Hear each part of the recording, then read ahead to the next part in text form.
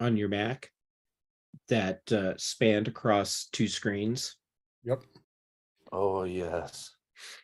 I really miss those days. You got to go back to Windows. Oh, See, God, there's God. some painful irony right there. I say, God help us. All right, we're live. Yeah, it's interesting. If you move it partway through, it it acknowledges half the window on one screen and the other half of the window completely disappears. Yeah, it is so stupid. It makes, if I start to move the window, I see the other half appear at maybe 30% opacity. And then I let go and it disappears. So I just see half the window. I never tried that. That's fun. That's fun. What kind of horrible, goofy bug is that? I think it was an intentional thing. Apple took away the ability to have a window span two screens. But why have it span half a screen? Or why have half a window span the screen? Right. Yeah. That's bizarre. More pandering to the iOS people, less pandering to the Macs. All right. As they say, it's stupid AF. Right. Yeah. Is it stupid autofocus? Yes.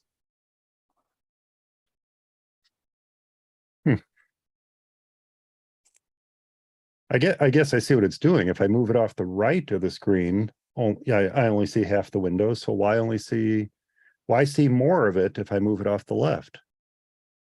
Mm-hmm. It's Apple logic. Oh. Okay. Here we go. Let me knock out. He's trying to shut us up. No, not at all. Shut up. Just trying to get the social Don't media so we can get going here. The I think he's just hand simply that trying to feeds cope our with the fact podcast. that we are here. No. All right. Excuse There's that.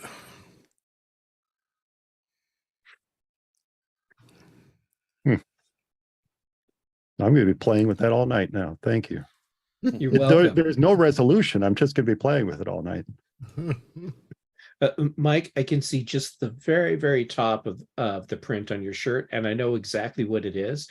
And it's one of the reasons why I love you.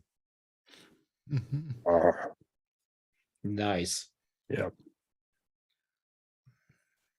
That. Now, if only it were Lego Batman. Right? Now let's do Mastodon. Guess I should just prep these ahead of time. That. Everybody getting dinging on Mastodon now. Jeez Louise. What Oh the my heck God. is that? You weren't kidding. What the heck? All right. Mona's loud. Let's Hey, see. Mike. Yes. What would it take to get like a Mac stock hat or mug? And I'm asking because every time I tried to go out to the merch table, there was always someone on the way that was like, "Oh, Jeff." And so of course I would stop and talk to people. And then the conference is over and we're all gone. And I realized, oh, I never got out to the table. Step one is to not be popular. That's step one. I will start working on that right now. Yes. Just keep underpantsing on live YouTube and eventually the friends will disappear. So far it hasn't happened, which actually kind of concerns me. It is concerning. It is concerning. Two, you just have to let me know which one. If you want the Pride, or if you want the groovy version, which is oak. It's an oak, like a light tan with this year's colors. So the olive and the burnt orange and the gold, or traditional white. Definitely Pride. Always take the opportunity to support all of my friends so I've always been saying the LGBTQ plus community. And one of my trans friends said, "Oh, no, we're the alphabet mafia." That's great. I don't make as big of a deal of this as I should, but portions of the proceeds from the Pride Hat sale go to the Trevor Project. Oh, nice. Oh, So- no kidding. Yeah. That's awesome. Awesome. Now I'm even more excited that I'm going to get a hat. Yeah, we do that with the Pride buttons that we make for anime and things, and then I do it with my Nice. Pride hats. That's awesome. Yeah. All right, we got that. I think I'm just about ready, guys. I'm going to get you out of here. Oh, by the way, Jeff made me come up with a new prop today. Uh-oh. Oh, Patrice has the recording of that. I stopped the recording too soon, and I feel really I bad did about it. that. You know, I did it twice. Oh, maybe I do have it then. Yeah. When I check the recording, I just spot jump through and make sure Mhm. that I'm hearing audio from whoever's speaking, and I didn't check the very end this time. Mhm. So maybe there is a mic drop on there. I Yeah. hope so. But I have to say, for as cheap a mic as this little Behringer is, the fact that they give you a fully padded case with it, the case is worth almost as much as the mic. I was just assuming it was an old SM58 or something. Is Nope, it getting it's hot in very- here? No, we're not going to take off all our clothes, Jeff. Oh, come on, Jeff. Well, then I'm out. Yeah. Not yet. Well, let's do a Okay, show. then I'll hang around and see where this goes. And I think we just got sued by Nelly. Well, you know, the night is young. Okay. All right, I'm ready. You guys ready? I was born So ready. ready. All right, let's do it. In 5, 4, 3, 2. Welcome to episode 266 of In Touch with iOS, the show that talks about iPhone, iPad, Apple Watch, Apple TV, and related technologies. I'm your host, Dave Ginsburg, and my guest this week is Mr. Mike Potter, Mac Stock himself. How you doing, Mike? Hey, Dave. Great to be here. Great to have you. I'm so glad you're here. We also have Jeff Gamet back on the show. How you doing, Jeff? I'm doing awesome, and I'm so happy to be here. It feels like a mini Mac Stock reunion. Yeah, seems like it. Yeah, it does. And last but certainly not least, Ben Rathix here. How you doing, Ben? I'm good. I apparently snuck into the Mac Stock reunion. It's okay. Welcome anytime. You are Wouldn't be the welcome same anytime. if you didn't crash the party. That's right. So we got some stuff to talk about this week. Definitely some interesting stuff going on in the world with the devastation going on in Hawaii and specifically Maui. We're going to talk about that a little bit. iOS 17's got a new beta this week, and we'll talk a little bit about cord cutting this week, as well as Jeff has graciously agreed to also talk about passkeys because he did a fine presentation over I at did Mac what? and Tech. Yeah, you did. Because you did a fine Mac and Tech Apple User Group presentation, so I thought, what the heck, it's fresh in your minds. Let's share it with our listeners here and viewers to talk a little bit about passkeys, because it's coming, it's here, it's going to be even closer as we think, because iOS 17 is going to be out soon enough here, so I think that'll be a good chat as well. But like always, let's just go ahead and jump into the news I have for this week. This story really intrigued me, so I wanted to really talk about it, only because I've talked about so many of these types of stories with the AirTag and people losing things and then they end up finding them. But this one, just like a total burn to United Airlines specifically. Mhm.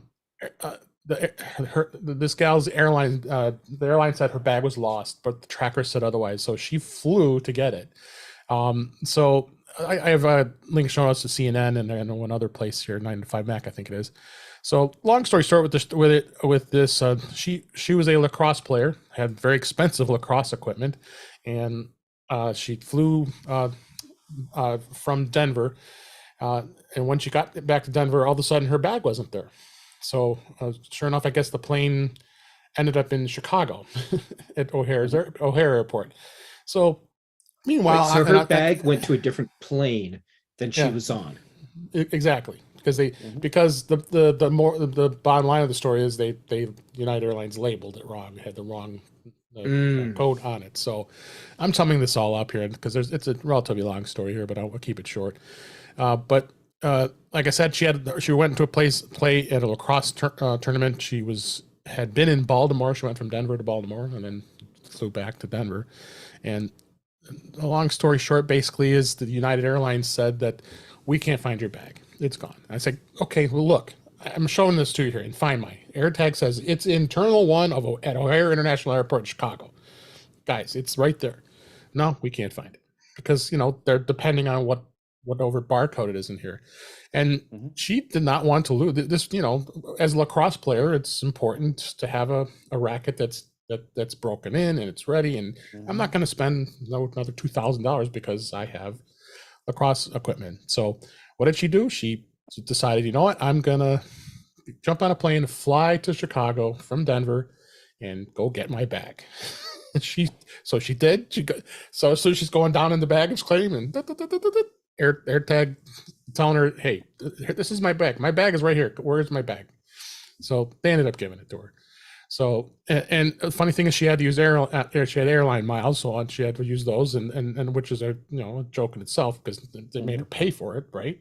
Well, no. The moral of the story was it got lots of press, and then all of a sudden, United Airlines is refunding her miles as well as gave her a voucher for more travel, but like the So they article can lose says, her bag again. yes, they can exactly.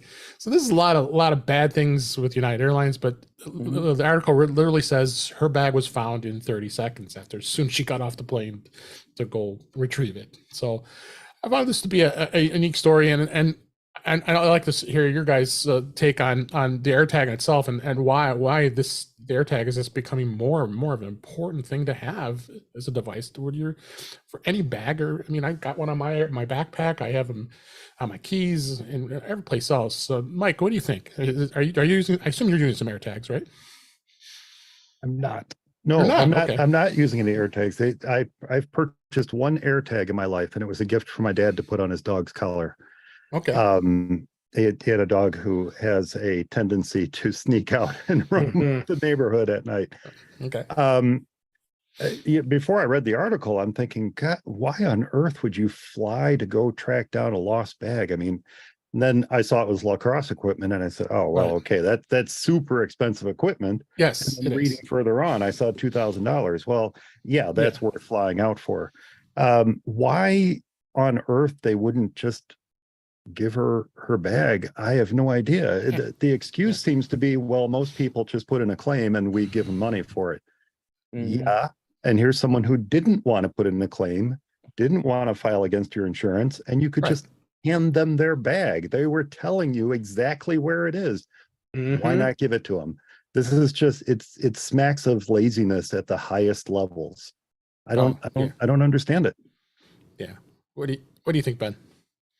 Yeah, it would have cost that airline considerably less if they would have went and to exactly where they said the bag was.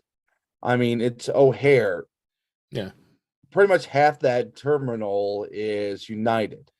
But Terminal 1, it's pretty much all United. Yeah. So it would have been relatively easy, but to be perfectly honest, United does not have the best reputation at this point, to say the least. No.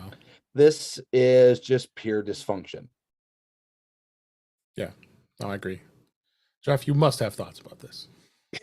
I don't know why you would think that. All right.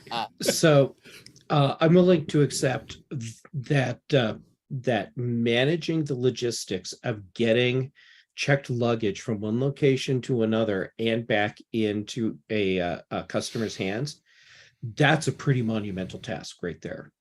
However, we have technology that that can make robots operate on Mars. We have technology that over the last year has put people out of jobs and created a whole new industry just by stringing words together to make sentences and phrases that read reasonably well. That's some pretty sophisticated technology. Barcode on a suitcase, in comparison, not that sophisticated. Mhm. So that they knew where the bag was. Oh, They just didn't want to do the right thing. And the crappy thing is, there's this feeling that I get from the airline industry in general, that they don't really care, because yeah. it's not like if we want to fly somewhere, we can choose a different technology.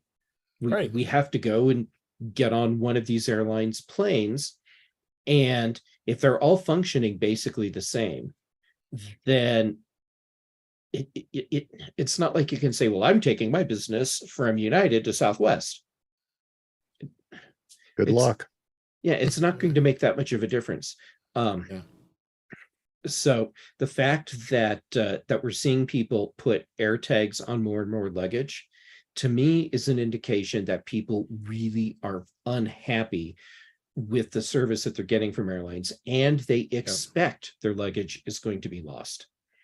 Yeah. I have air tags on all of my bags that I travel with, and Yep. I don't check luggage. So Mhm. even with that, I'm still air tagging all my luggage. Yeah. Because who knows? And yeah, I mean, you could get all the way up to the gate, and they tell you, we're checking all bags at the gate. At which Yep. point, my carry-on bag goes into the belly of the plane. There's an air tag on it just in case that happens. Yeah, no, it's something you have to do. In fact, the backpack I just got was I talked about that a number of episodes ago. The one, it has an actual built-in air tag that it's built right into the backpack. So I think it's going to be something that you're going to see more and more bags, like even luggage like Samsonite or American Tourister, or any of those luggage manufacturers are going to probably start considering doing something like this. Offering it at a price, of course, but to have it built in. Mm-hmm. So I mean, it just tells everybody the AirTag works. It really does. And like you said, Mike, you put it on your dad's dog, and my sister-in-law has it on all three of their dogs, and I see it all the time. And Apple kind of steered away from using it for dogs, but there people are doing it anyway. But as long as they put it on the collar and it's not at a point where they can get to it and bite it, because you got to worry that especially because there's that lithium battery inside it. Yeah. But I think the dog thing is just kind of a moot point, because Apple never says much about it other than that. I think it's more of a disclaimer to saying don't. Yeah, Apple doesn't encourage it. No, We don't encourage they don't it. really want you trusting Yeah. your dog's life to an AirTag. So I think what I heard Jeff say, though, Dave, is that behind the scenes, the airline industry is part of the secret cabal keeping flying cars away from the general population. That is think literally that's- what I was saying. I thought so. This Yes. is a conspiracy. Yes, It is. at It the really is. highest levels, literally. Absolutely. Dave, I have one other quick thought on this whole Of thing. course, please. Tile should be incredibly embarrassed. They Yeah. they owned this market. They still have more, as far as I know, more Tile devices out in the world than there are AirTags. Yep. This was their market. They could have been the name. This should have been an article about how a woman flew to Chicago and tracked down the Tile on her bag. Right. But it's not. It's amazing how a company that can have a lead like that and really own a market can become complacent. And then a company like Apple, especially Apple, shows up and says, it's our market now. And then boom, just like that, all the stories are about AirTags and not Tile. And it's Yeah, like every week we're scanning the news stories for you guys to listen to hear about it, and every time I see it, it's the same type of story like this. But this one was by far one of the most bizarre. let's put it that way. Yeah, Tile screwed up twice here. Number one, they got arrogant and let Apple pretty much take the market from them. And number two, when it became very clear that the compatible Find My ecosystem was going to be very popular among its competitors, Yep. For purely pride reasons, they're like, no, we're not going to do it. Because they could have owned the Find My market. Oh, for sure. Yeah. For sure. So check out both articles I have here in the show notes. One was from CNN, and the other one from 9 to 5 Mac. There was some really good information beyond what we talked about, but I wanted to just sum that up because we could probably spend a good chunk of time here talking about this because it's such an interesting story here. So talking about more of a probably a lower key story here. Our thoughts and prayers are going out to the folks in Hawaii, specifically the island of Maui and the Big Island, because the massive wildfires and pretty much. I remember visiting there 10 years ago on Maui, and went to the old Lanai, Luau, and the Lanai. The downtown area was so beautiful. It's gone. I mean, the fires Wow. just basically wiped out that entire area of that very sacred and old city. But story I want to talk about is just, again, just like AirTags, we're talking about iPhone's emergency SOS via satellite. This helped a family get rescued amid a forest fire. They were in a vehicle. The wildfires started erupted around them, and they were driving in a white van. They could not call for help because cell phone service was down and the internet's also down on the island of Maui. So it did go through, and they had to go to the emergency SOS, and it uses the triggers to ask a few questions. And it's really interesting. This is from 95 Mac. There's a link to the person that experienced this and tweeted the actual step-by-step. So what went through with the SOS and the emergency services.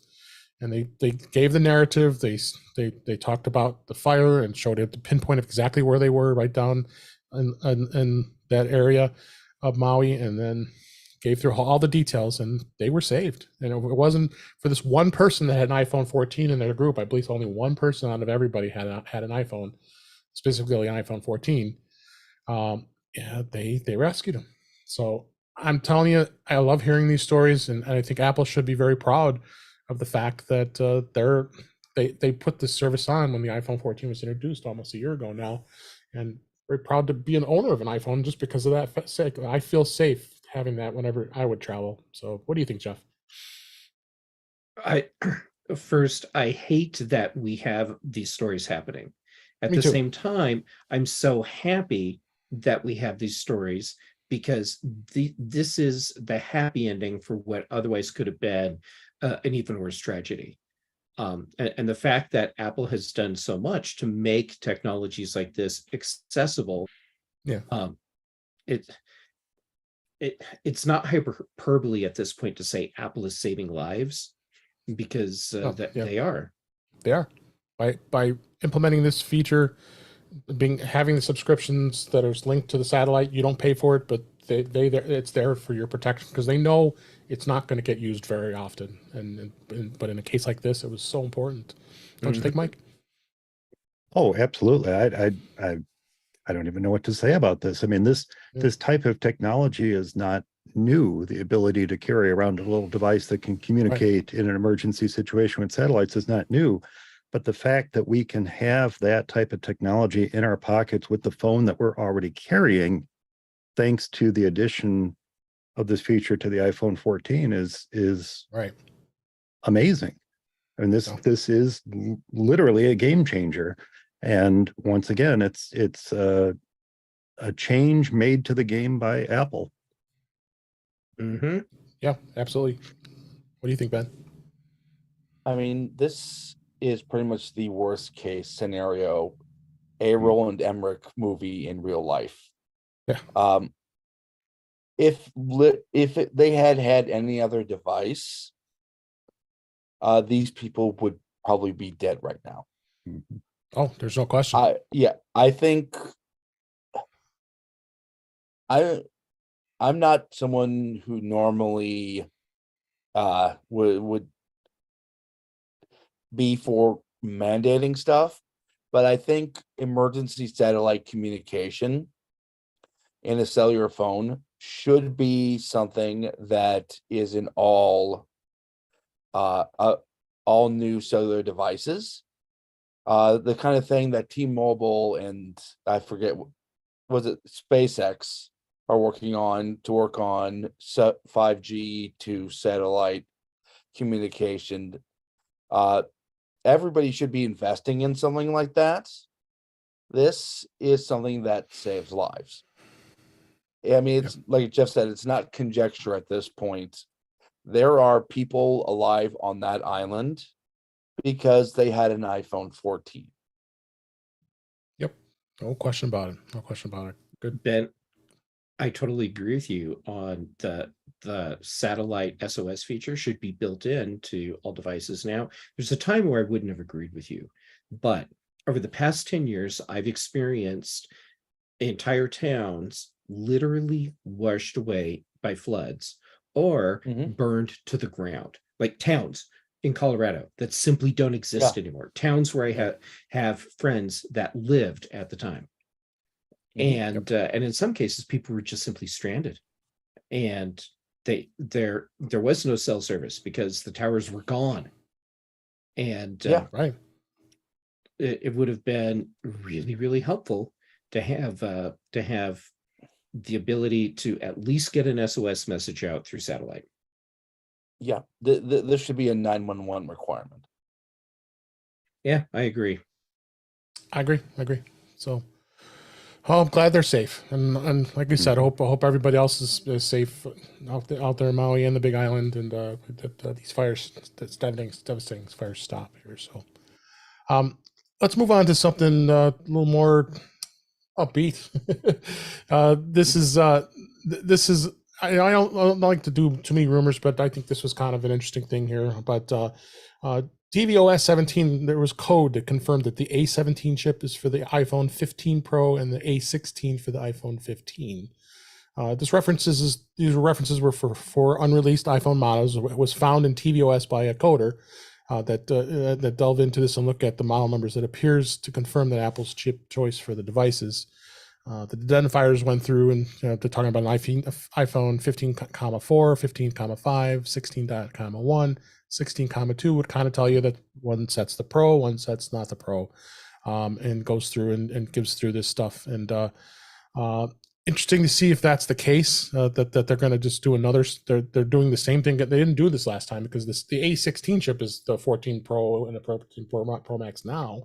So they're carrying now they're again making us want to buy the 15 Pro, and not that I wouldn't anyway, but that now that those are going to have the even faster chips that are in there. So I'm looking forward to the next iPhone. We got a little less than a month away here. So what do you think, Ben? It makes sense to me. Last year they set a precedent that the regular iPhone will have last year's Pro chip. Well, they're just continuing with that.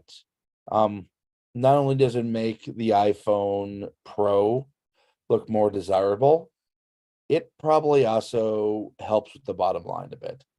Yeah, because it makes it truly a Pro model because it has the higher Pro chip. So, what do you think, Mike? Oh, I agree with Ben. I mean, there was precedent for this, and my only thought really is, one, I'm amused that they discovered this in tvOS. Yeah, but I was also kind of wondered. But two, the second thought that occurred to me was it really just goes to show how close all of Apple's operating systems are to each other, iOS and tvOS and iPadOS and macOS, that they can discover this in tvOS. Yep. Really shows how much of the code is shared amongst all their different operating systems. Oh yeah, absolutely. How about you, Jeff? I think Ben nailed it. And just to build on part of what Ben was saying, yeah, if you're taking what was essentially last year's Pro model and making it the not Pro model for this year, and yes, I know there will be some other differences, but that's kind of what's happening here. The manufacturing costs for that device have gone down over the year because by that point, probably the development costs will have all been recouped.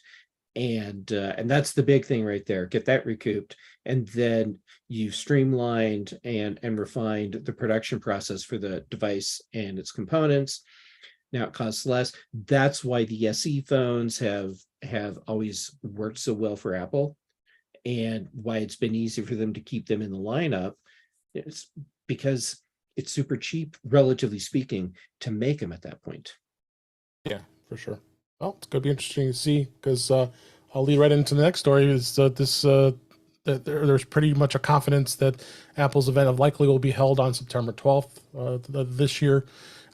This was from Bloomberg's Mark Gurman, which you can pretty well trust most of his commentary when it goes for rumors. But it just seems like right around the timing of the way the past events have been. They will unveil, and if they do unveil around that time, we probably anticipate that they would release the orders, the pre-orders would take place on Friday, the September 15th, and then the launch would happen a week later on Friday the 22nd. It's been pretty consistent for a long time here. As we just talked about, they're talking about releasing a 15, 15 Plus, 15 Pro, and a 15 Pro Max. And the dynamic island is going to be expected to be on all iPhone 15 models, as well as USB-C, baby. It's going to be on an iPhone. I'm almost confident that's going to happen. I think it's a long time coming. They also possibly say on the watch, no question, we'll have probably a Series 9, as well as probably an Ultra 2 Apple Watch. And then we'll probably get it's a repeat every year, right? So I smell this episode of a watch event on some podcast called For Mac Eyes Only. Oh yeah, that one. Yeah. Little reaction time episode coming up. Reaction Yeah. What do you think? Always fun. I always enjoy those. Yeah, me too. The great thing about this is that then on September 13th, we can start talking about the iPhone 16. See? Yeah, because they've been talking about it anyway, so I just ignore it. But now we'll be officially talking about it. Yes. Yeah, exactly. You mean where they dust off the rumor article and just change the numbers? Just change the number. Exactly. Yeah. Pretty much. That's pretty much anything happens. that didn't make it into the 15 suddenly is coming for the 16 for real this time. Right. Yes. Any thoughts, Jeff or Ben, on this before we move on? Go ahead, Ben. Oh, go ahead, Jeff. You talk first. All right. Well, we'll see if I hit any of the stuff that Ben's going to say. Actually, I'll keep it short so that Ben, you have time to talk too. I'm going to throw out my speculation that no one will like, and my speculation is that the new iPhone will still have a Lightning port, and it will not be USB-C. I think Apple is holding out until EU law requires the USB-C port, and then they're going to take the port away. Interesting. Just take it away entirely. Yep. Or take away Lightning. And no, they're going to take away the port. There won't be a Lightning or a USB-C. No USB-C or no, Lightning. all MagSafe. Oh, that's interesting. Yeah. You're right, Jeff. I don't like that part. I don't like that they take away an auxiliary means of charging in an instance where you don't have the ability to charge via MagSafe. I'm not sure I like that option. Lightning port versus USB-C, I don't care. I like the Lightning port. It's easy to use. The convenience is the same. It's reversible. Plug it in, boom, it charges. Cool. It doesn't matter to me one way or the other. Yep. Go ahead, Ben. To be perfectly honest, USB-C may be the only reason that I upgrade from my 12 Pro Max. The thing is such a great phone still, even after 3 years, that it still feels brand new. And why spend a bunch of money right now that I don't have to? Bingo.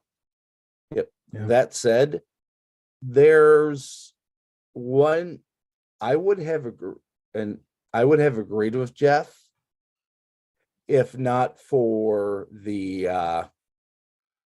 Qi 2 spec. Because if if it was going to be a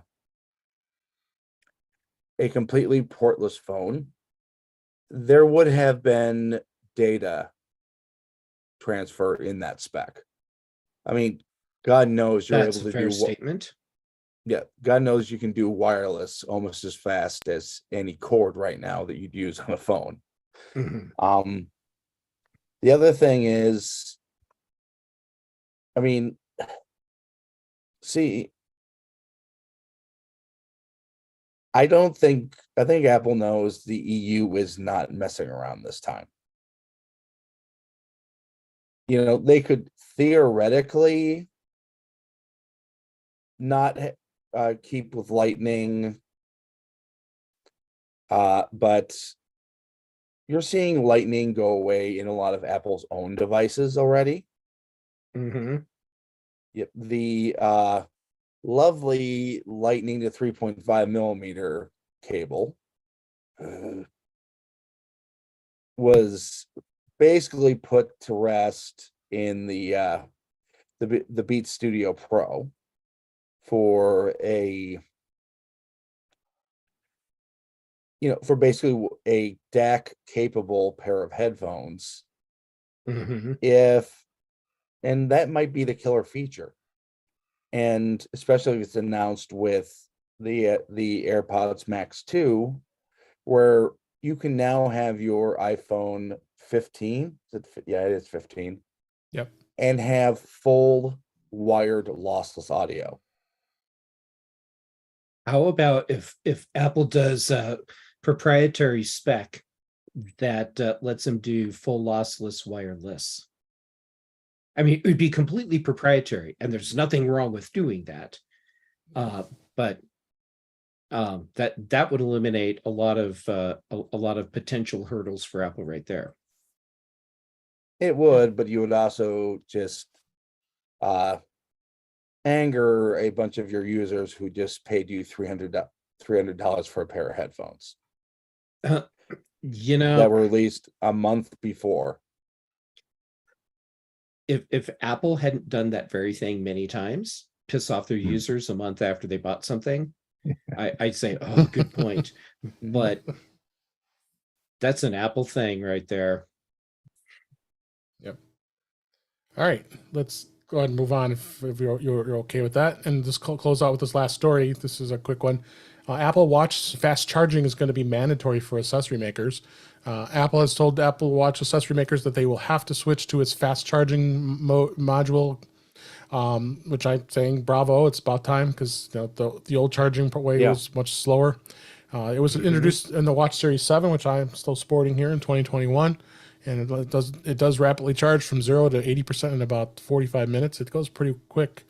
And they had shortages of these charging modules first, but some of these devices, they need to do this now. So, but the accessory makers can continue to submit plans for accessories to include the original non-fast charging variant, which I think would be stupid at this point.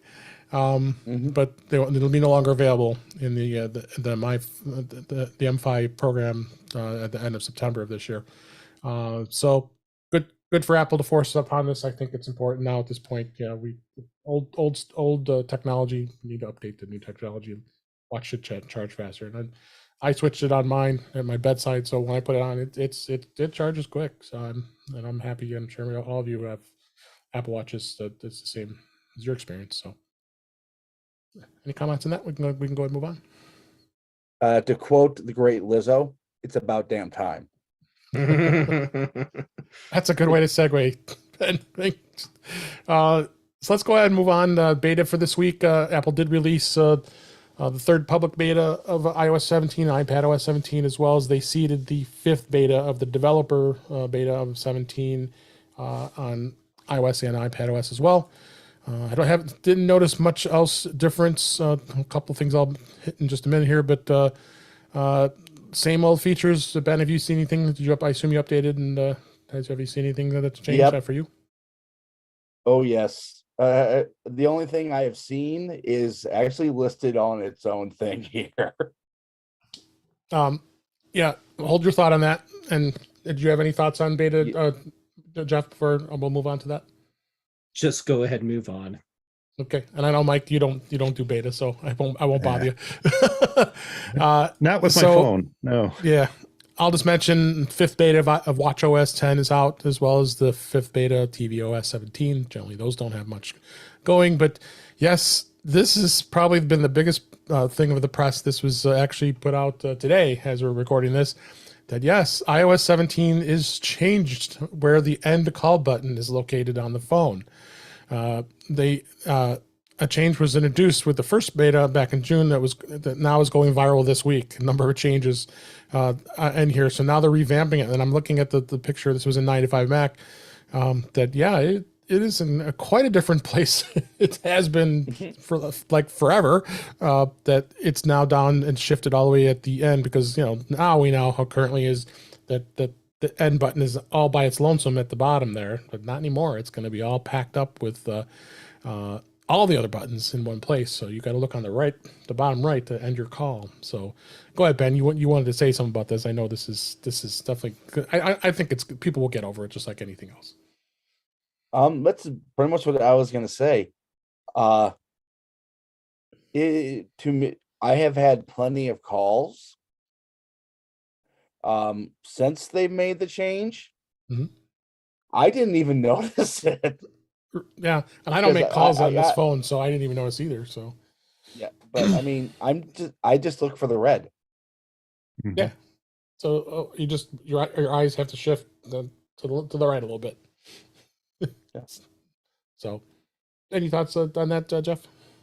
People hang up on me all the time, so I don't have to do call. What's the big deal? No, Click. all right. So overall, I think this is good because look what's happening with the rest of the buttons. They're coming down to the bottom of the screen. To me, a smartphone it's a mobile phone device. It should be usable in one hand as much as well. It should be usable in one hand. And with all the rest of the buttons up higher, it wasn't a one-hand communication device. So bring them all down. Great. Now that's easier. Moving it to the side means that the times that I've accidentally hung up on people when I've gone to swipe up to get to a different app while I'm talking to them, that goes away.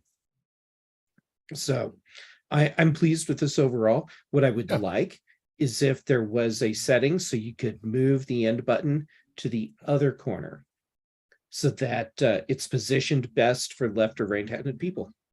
Yeah, come on, Apple, let us customize it. I was just holding my phone in my hand to see how that would work as you were talking about the one-handed operation. And I agree with you. It should be in the lower left. Now, the other thing I'm not seeing a big deal made out of, though, is they're rearranging all the other buttons. Every other button is moved down there on the bottom. Yep. Audio swapped, mute is swapped, keypad is swapped. Oh, with wow. FaceTime. I mean, everything moved. So we have to Completely shifted. learn where all the buttons are. And as Ben said, I just have to look for that big red one. Just get over it. It'll be fine. I just have to say something completely inappropriate and the call takes care of itself. Yes. I'll hang up for you.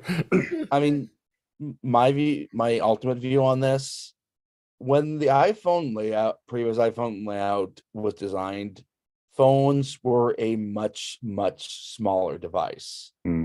They're simply redesigning the OS to reflect current realities. Yeah, absolutely.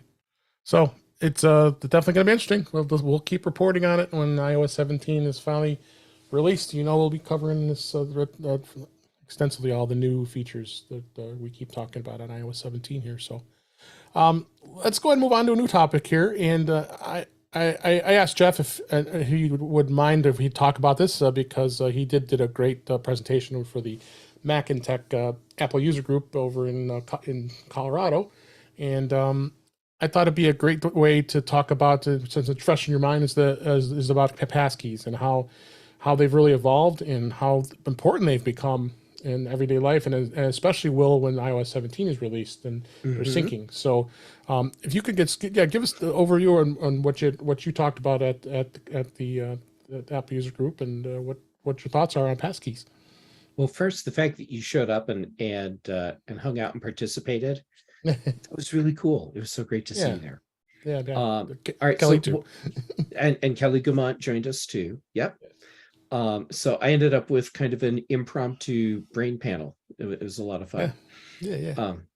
Yeah. So what I talked about for the user group, specifically because these are people that knew the word passkey had been coming up, but they didn't really understand what it was. So I talked about what a passkey is, and then we talked about how it was going to matter for them. So the short version for people who aren't familiar with passkeys yet, this is the next evolution in login authentication. So going beyond what we have today, where it's username and password plus some other method of authentication to go with it to make it two-factor authentication. This is where the devices are handling the authentication for you. So for each, we'll keep it simple for now. Each website that you log into that supports passkey, your computer, your iPhone, your iPad, whatever device is generating a public key and a private key. The private key is what you hold. The public key goes to the website, and when you go to log in, the website knows that that you have a passkey, so it presents its part, and then your computer presents its part, and they match everything up, and if everything checks out okay, then you get logged in, and this takes place super fast. I've set this up on one of my Google accounts just so that I could play with it, and if something broke, I wasn't going to be completely screwed. And Same. it's one of those things where I set it up, logged myself out, went to log in, and the login was so fast because it was just, I go to log in and I touch the Touch ID on my Mac, and I'm in. I was done. That was it. And that's different from when you're using a password manager and you use Touch ID or Face ID to authenticate, because what that is, that's the password manager filling in your username and password to complete a login, as opposed to what passkey does, which is authenticates through Face ID, Touch ID, something like that, that you are you, and then it uses these crazy long keys that it's generated, the private key and public key, in the background to verify that whole login process. And so the idea here is, once we start using passkeys, we have a method of authenticating for logging in to websites and other services where a man-in-the-middle attack is not going to be effective, where hackers breaking into a corporate database and making off with all the logins, that's not going to have any value because there's nothing they can do with those. They can't reverse engineer your private key out of a public key, even if it's an unencrypted public key. With the technology we have today, you just can't do it. And for the foreseeable future, you just can't do it. So all of your devices, as an Apple user, unless you're using like old stuff, you already have passkey support built in. And what's going to help really drive adoption forward on the part of companies and websites will come with iOS 17, and that's when passkey support gets really embedded into mobile Safari in a way that makes it useful for everyone.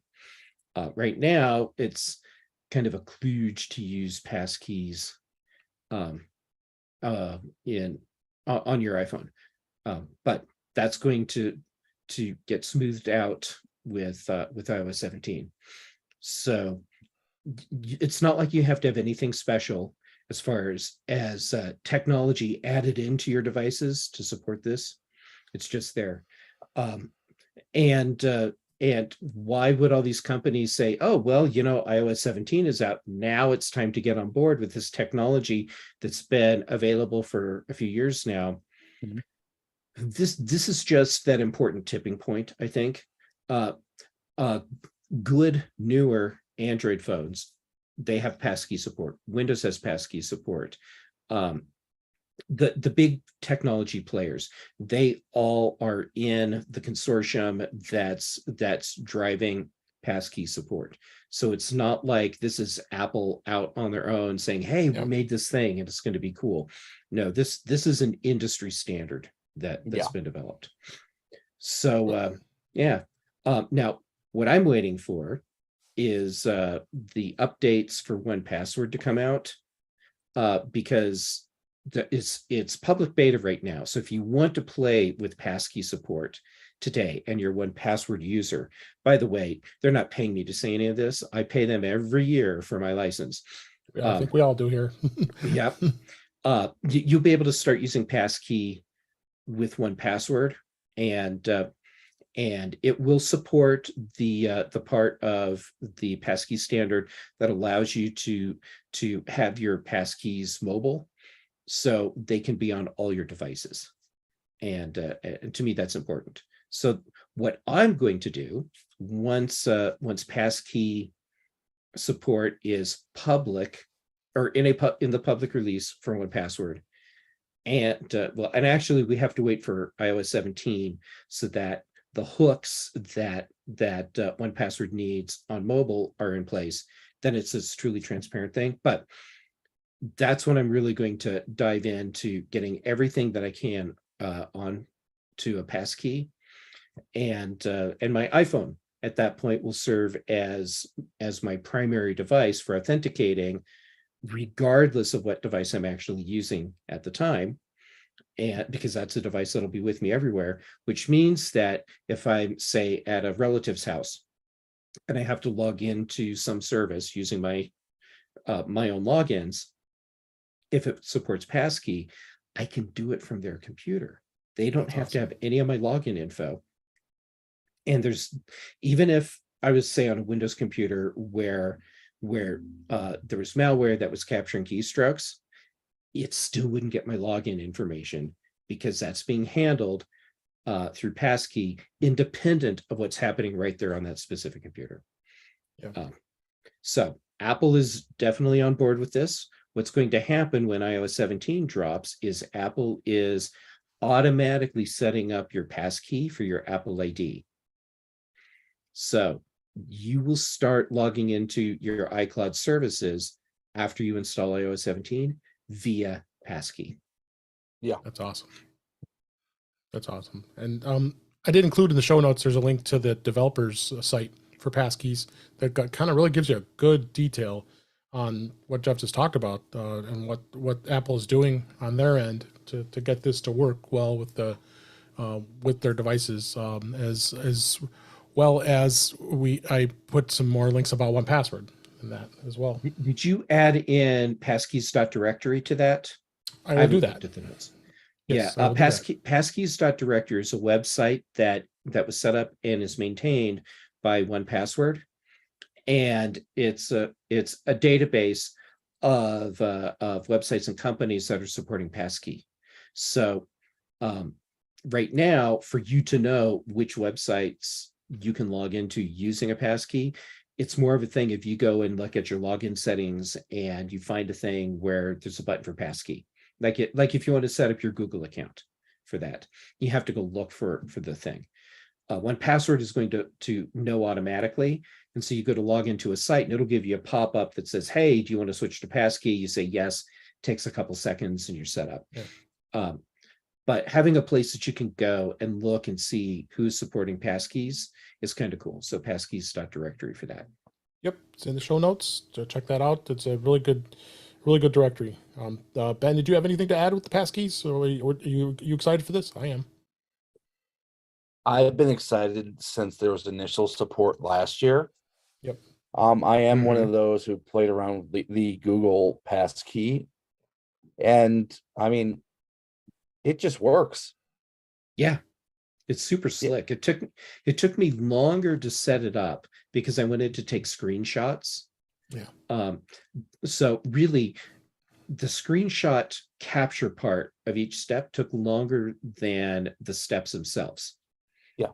Because it was a couple dialogues to let you know, hey, this is what you're about to do. Here's what it means. and then it says, and you're done.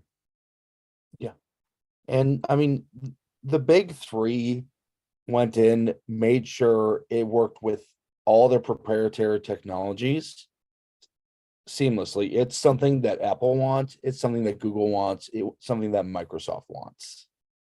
And as soon as it is out in the public, everybody should be doing passkeys. Yeah, well, I'm going to take it a step farther, Ben. Since this is out in the public,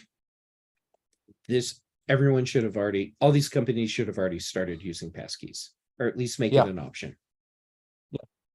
Agree. Mike, any thoughts on this? Or is it just something you're going to look at once it comes out? Oh, sure. I mean, I think on a personal level, this is a great advancement for typical users to have, as we were saying just a moment ago, their ability to unlock websites in their hand with them, no matter where they go. My concern, as a tech person, I always think about what can go wrong, those kind of things. And I wonder about fallback methods. I wonder about how it's going to work for me personally as someone who supports multiple clients and need to get ready access to services that they subscribe to, hosting services and email services and things like that. In order for me to support them, I need to be able to access those services. So I wonder how this is going to work. Okay, that's great. That's so cool. There you go. So they can share keys. I have a hard enough time stepping people through two-factor authentication. Yes. You received a text message. I don't see it. Well, you swiped it away. Here, let me have it send it to you. I totally get what you're saying. Yeah. I start it's thinking absolutely about all valid. these things. So on a personal level, freaking-tastic. Yes, it's about time. Everyone should be using this. On a personal level, on a mic level, I start wondering how this is going to affect me and my ability to service my clients. But that's not for anyone to be concerned about. That's just for me to be concerned about and how I'm going to make that work as folks start switching over to passkeys for their services that I need access to. Well, be prepared as people start installing iOS 17 and presumably whatever version of Mac OS. When they went to the location names in California for Mac OS versions, that was it for me. I no longer have any idea what any version of Mac OS is. My brain just doesn't do it anymore. So anyhow, whatever we get this fall, I'm assuming it will do the same thing where it automatically would switch you to a passkey for iCloud. I expect there will be some people that are very confused about what's happening, because if you're using passkeys on your Mac, you have to have iCloud Keychain enabled. It a lot of is folks a don't. requirement, and a lot of people don't. Yeah. So Mike, you're going to be getting calls from people wanting to know what iCloud Keychain is and why is this malware trying to tell me it needs to be turned on, and or they'll get Just everything leave it set up off. just leave it off. Just ignore it. That's what people tend to do with that's horrible MFA, advice. but I'm bad kidding. advice. I'm kidding. But I mean, people are that way with MFA. I mean, multi-factor authentication. Yeah. So I mean, and thankfully, more and more people are turning that on. Yeah, as they should. Yes. Apple's enforcing it on any new accounts at least. So if anybody signs up for an Apple Yeah. ID, you have no choice. But yeah, I think if it's easy, and we us as technology professionals here, we need to educate everybody with this. That's why I'm glad you took the time to kind of talk about this, and we probably should revisit this topic again in a future episode. It wouldn't surprise me if we do. Yes, just to reiterate, once iOS 17 is out, we've got some experience using it in the real world. I think people will be interested to hear about it, because got to get them to learn how to do it, and that's why we teach. Yep. And Jeff, Absolutely. the next version of macOS is macOS Wine Leopard. Wine leopard. Nice. Yeah, I'm looking forward to macOS West Hollywood, Yeah. I mean, that's going to be a fabulous version of macOS. Yeah. But the remaining minutes we have left on the show here, I wanted to do a little bit of this week in cord cutting. There's been some interesting stuff, and it seems like it's always a constant when it comes to what's going on here. The first story I wanted to hit on is and Disney. Disney, they come up with the worst times to increase pricing. I mean, it seems like all streaming services are increasing their pricing as of late, and they were not doing very well with Disney Plus. People are they're losing subscribers, and of course they also own Hulu and ESPN. So the biggest blow for us as consumers, they're going to be doing price hikes across the board for all the various services. So Disney Plus Premium is going to go up by $3, and then Hulu without ads, $3. It's $13.99 a month for premium, so no, you have no ads. And then Hulu without ads will also increase by $3 for $17.99. And then ESPN Plus, those of you who are sports fans and want to pay extra for that, it'll go up $1. But I believe you are going to be able to combine at least Disney Plus and Hulu together for $20 a month, and that's not with live TV. So you'll have that option as well. Wait, $20 for both? For both, yeah. Yeah. And that's ad-free. Yeah. That's ad-free. Yeah. Okay, that's actually the most compelling reason to get both services right there. Yeah, exactly. So Yeah. because if you're paying you're going to pay $13.99 for Disney Plus, and then why not get Hulu And then without another ads? $18 for Hulu. Yeah, because that's telling people, you know what? Because they were bundling all three, Disney, Hulu, and ESPN Plus. So there's no, if you don't care about sports, as many people don't, then you wouldn't have to bundle it. So, but the price increases have been going like crazy. YouTube TV's done it. There's all kinds of the other services that have been increasing on prices. It's cost of business. I mean, and especially you're paying to have the content on the specific service as well. I mean, Disney has it; it's their content, but they're they are losing they're losing subscribers, and I guess you can't blame them. But it just seems that it's the trend when it comes to that. The other thing too is Disney is going to start jumping on the Netflix bandwagon by cracking down on password sharing. This will happen probably next year. So because of their losses of movie, their losses, they're looking at this as well. This is going to be an opportunity to grow their business. Bob Iger said this on a financial call, saying this. So kind of expect that to be happening soon enough, and see where that goes. I'm telling you, this cord cutting world continues to evolve here, because it's a constant when it comes to change, and that's why I brought this topic into the show, just because I think it's interesting to see, and we're all living in this world now too. But I wanted to touch on a couple more issues with YouTube TV.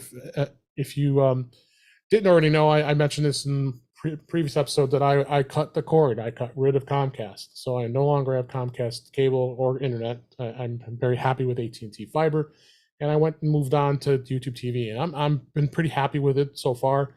Takes a little bit of getting used to. The interfaces can be kind of quirky at times, and there are a few channels that I do enjoy that aren't on there. Specifically, the History Channel, because I do enjoy a lot of the content on there. So I find alternate ways of watching that, and legally, of course. But this is an interesting thing, and I've been playing around with it. YouTube does have this multi-view feature in the YouTube app within itself. And they've got a number of them, including sports, but they also have news, and they also have weather. So right now for the weather, they have both the Fox weather and the Weather Channel in a double box through the multi-view. The news, it has if you want to be following CNN, MSNBC, and Fox, and I think there's one other channel that they have that too, and it's cool because you can navigate through each box and be able to scroll through these multi-channels. I'm hoping that they start adding more of this, because we talked about it with Apple TV. Apple TV was adding that feature with the MLS, and so this is really going to be a trend, which you're going to see if this is going to happen. And for those of you who would subscribe to the NFL Sunday Ticket, they will have that multi-stream feature on there, because that kind of inspired why YouTube TV did this because of the Sunday Ticket. People want to be able to watch their 8 football games all at once. So, so I laugh, but I have a feeling that's actually not a joke. I'm not sure, but no, it's when it was on DirecTV, they DirecTV had it set that way where you could watch all 12 games if you want, or however many are being played at one given time. Yeah, yes, so, yes, I will take Lamar Jackson and Patrick Mahomes on my TV at the same time. Jeff has no idea who you're talking about. So no, but I'm making up this amazing headcanon for what Ben is watching. One thing I also mentioned on the last story here is YouTube TV has been partially broke for iOS and iPad with some buffering issues. I have noticed that. They say they are working on it. So they're working to fix it. One thing I didn't know is they rate the top 5 carriers. YouTube TV is now number 5 of all the services. So they've grown that much with their services. I think you still have Comcast and some of the others that are up in the top 4 above it. But yeah, YouTube TV is becoming a relatively popular service out there where people are switching. I'm happy I did it. And we've got the content. And if I get sick of it, it's easy to cancel. That's what's the great thing about it. You call Comcast. Well, they've gotten a lot easier now because they know people are doing it. If they argue with you, they're going to be like, they're going to social media bombed. I've done that plenty of times. So, but that's core cutting for this week. Before you go though, I want to make sure Mike talks about MacStock and the virtual pass. I've been talking about it. If you don't already know, Mike, a number of times after MacStock has ended, and I know you're feverishly working on getting all the videos edited from MacStock 7. So tell us what's going on with that MacStock as far as the virtual pass. And I saw it's available to be purchased now because you had it down for a time last week. So had it down just for a couple days, mostly because they're through confusion created only by myself.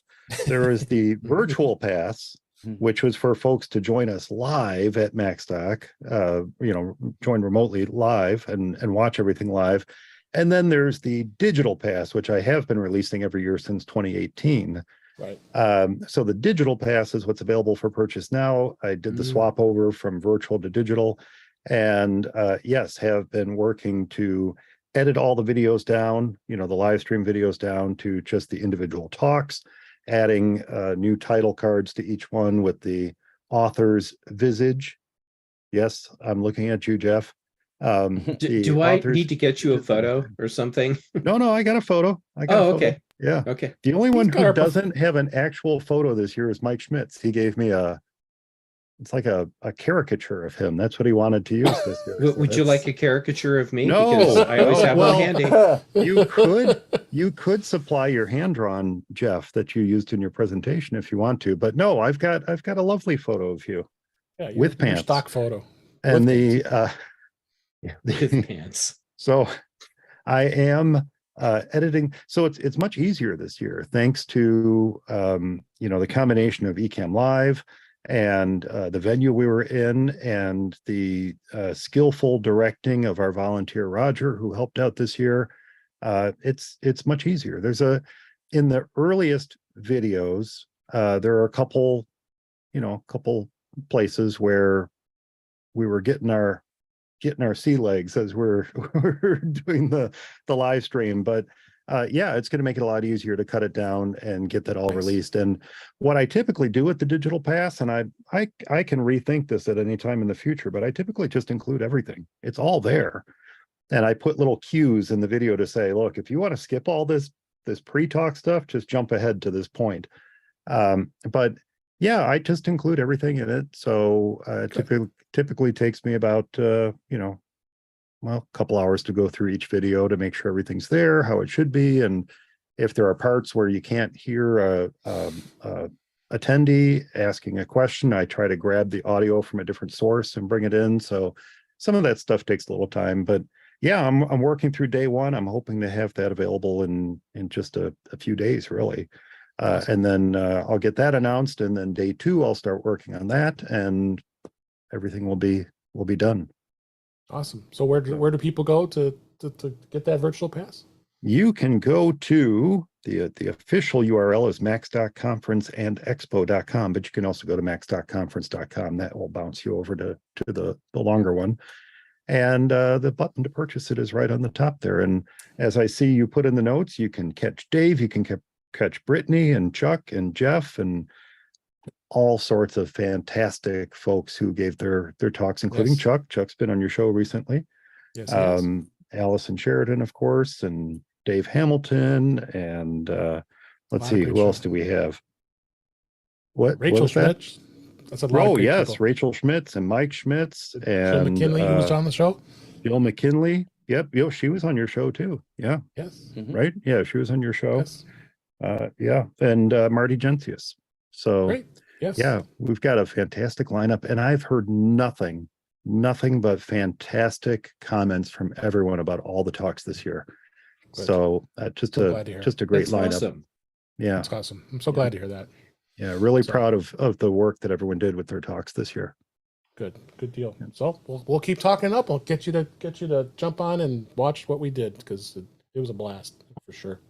Yeah, So It let's was a go ahead lot and of fun. it was a ton of fun. So let's go ahead and wrap up for this week.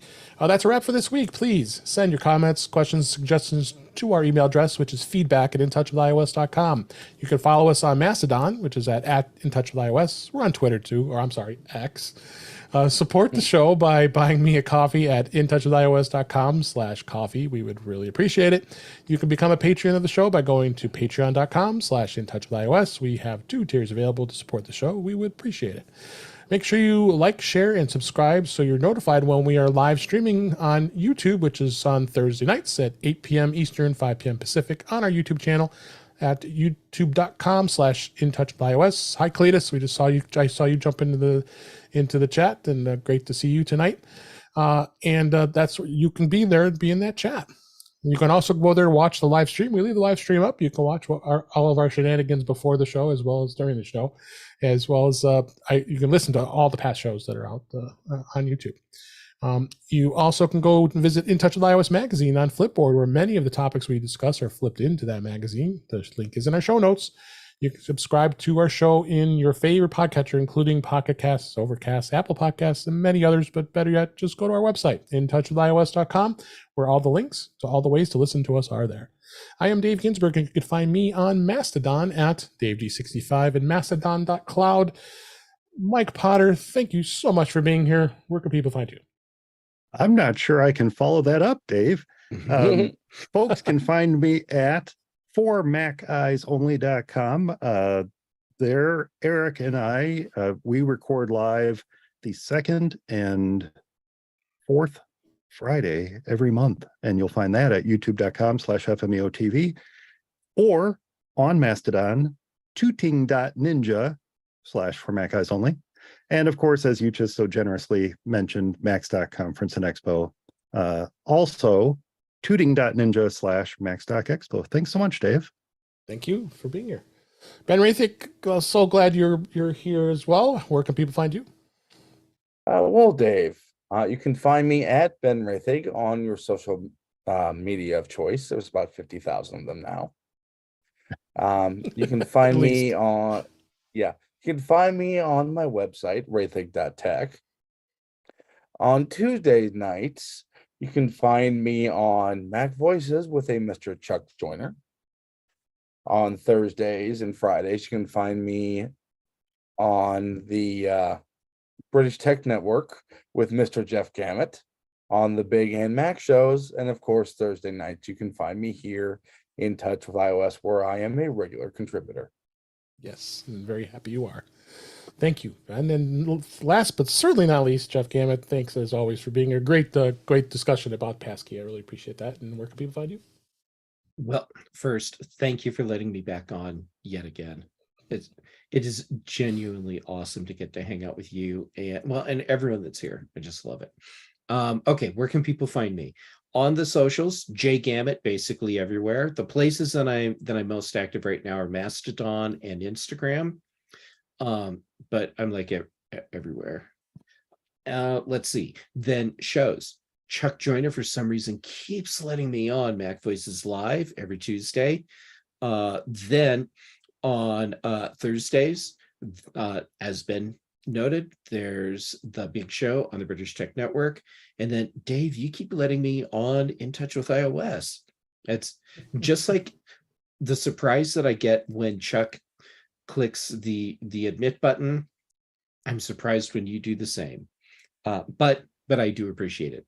Okay, then on Fridays, back to the British Tech Network for the Mac show, and then Brian Chaffin and I record the Context Machine. That's all I can think of for now. I think it's a good crop of places to find you, Jeff. Thanks so much for being here.